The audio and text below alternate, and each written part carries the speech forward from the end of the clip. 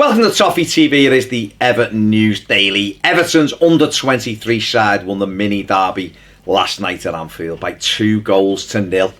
It was on Twitter. There was a shot of the scoreboard at Anfield. Liverpool 0, Everton 2. Imagine if we could see that for the first team.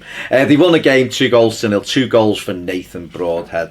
And Everton move 4 points clear at the top of Premier League 2. 4 points ahead of Brighton, Hove and Albion with 4 games to play. Could David Unsworth's men clinch their second league in 3 years? I think Everton have only won the reserve league about 8 times, 7 times in the history. It could be twice in 3 years. So what a fantastic job Unsworth is doing with the 23s. But a really good result that against Liverpool last night. And in really difficult windy conditions as well. You know, really the grass was a bit long and everything, so for them to win against that wind was incredible football. I've not seen David Unsworth's interview, so I don't know whether he referenced how difficult it was out there for the players with the wind. Anthony Gordon got an assist for the second goal. Lovely bit of run and skill and a great ball in for Broadhead. And of course Gordon being linked with moves to Bayern Munich and Borussia Dortmund. You know, again, them links following the young players moving to Germany, but I don't think Anthony will be going anywhere. But what a good result for Everton last night. On the back of that, some other news. Kyle John, our young 17-year-old fullback, has signed his first professional contract with the club, so congratulations to Kyle there. Apparently, Everton's #1 target this summer is Red Bull Leipzig striker Jean-Kevin Augustin. He has apparently become Marcel Brands' #1 target for the summer. He has 12 goals in 17 starts for Red Bull Leipzig since joining them in 2017. He's made a lot of appearances as a sub, 21 years of age, got quick feet. Probably the profile that Brands is looking for, to be honest with you. And Everton need a front man who's got pace and who can get in behind defences. I think that's one thing we've seen this season, is that, you know, our lack of pace in that final third in terms of the striking. You know, when Cenk Tosun's played there, he hasn't quite got the pace. Dominic Calvert-Lewin's done well, but is he quite ready? We tried with Charlison through the middle with varying degrees of success. So, you know, at least Jean-Kevin Augustin is an out-and-out, you know, striker to play for Paris Saint-Germain before going to Red Bull Leipzig. So it'll be interesting to see whether Everton follow it up. They were linked with a move for him in January, but that didn't materialise. So we'll have to see if those stories coming out of France and Germany as well are accurate with regards to Marcel Brands wanting the player. Sandro has been getting panned again in the Spanish press. He's now 18 games without a goal for Real Sociedad since joining them on loan. What do you do with him? He's out of contract. He's got another 2 years rather of his contract at Everton Football Club. Doesn't look like Sociedad are going to try and make this move permanent.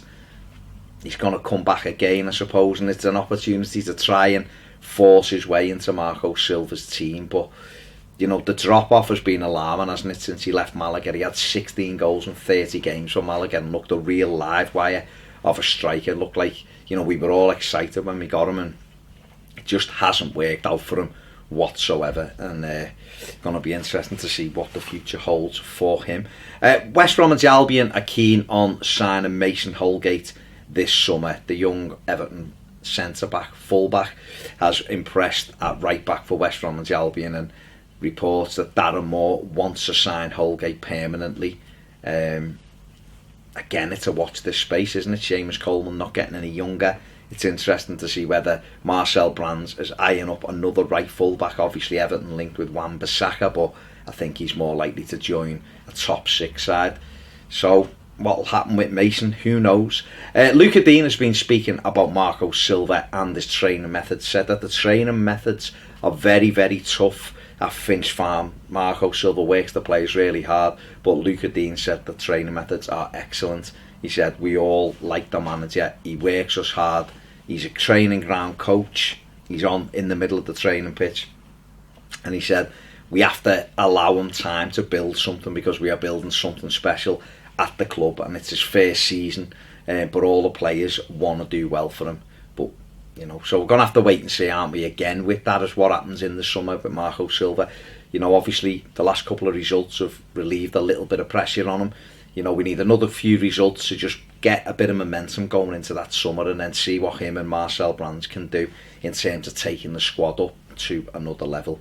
But Luca Dean, the latest Everton player to come out and really back the manager, so it seems like he's got the backing of all the players. So yeah, let's hope that Everton's results improve. And finally, there's been a lot of discussion on social media, in local news as well, regarding Everton's Z cars with the siren, which we witnessed at Goodison Park on Sunday before the Merseyside derby. A lot of fans want it to remain for every game. I certainly would keep it for every game, because I don't think you should differentiate between big games and normal games, because surely sometimes the time you need it is those games where it might be flat. So I think, trial it certainly till the end of the season, see how it goes. I think everybody liked it. Some fan suggestions have been, particularly for, although there isn't any night games now, but would be have the lights turned right down when the siren starts and then put them back up. I don't know how feasible that is with the floodlights that we have at Goodison Park.